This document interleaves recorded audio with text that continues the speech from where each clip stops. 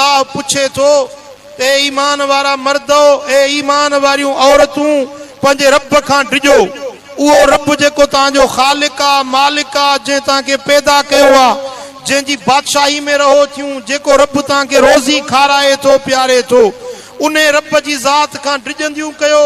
उन रब जो ख़ौफ़ पंहिंजे दिल जे अंदरि रखो छो त तव्हांखे अल्लाह जे दरबार ते हिकिड़े ॾियारे पेश थियणो आहे। उन मालिक करीम जी बारगाह में तव्हांखे हाज़िर थियणो आहे। तव्हांखे ज़रे ज़रे जो हिसाब ॾियणो आहे। वल तंजुर नफ्सुम मा क़द्दमत लिग़द ऐं नज़र कयो त तव्हां उन ॾियारे जे लाइ छा ठाहियो ऐं छा तयार कयो आहे।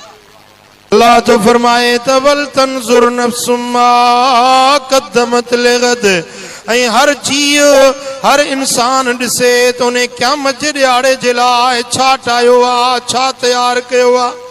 वो क़यामत जो ॾियारो अचण वारो आहे जंहिं ॾियारे ते अबो पंहिंजे बच्चनि खे कमु न ईंदो अम्मा पंहिंजे नियाणियुनि खे कमु न ईंदी भाइर पंहिंजे भाइरुनि खे कमु न ईंदा।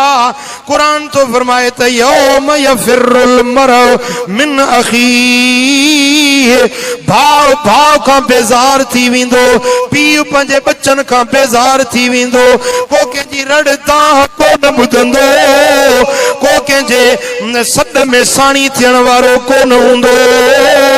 हर इंसान के पंहिंजे सिर जी लॻल हूंदी सिज मथों गिराठ जेतिरो क़दुर अची वेंदो माण्हू पंहिंजे पघर में ॿुॾंदड़ हूंदा।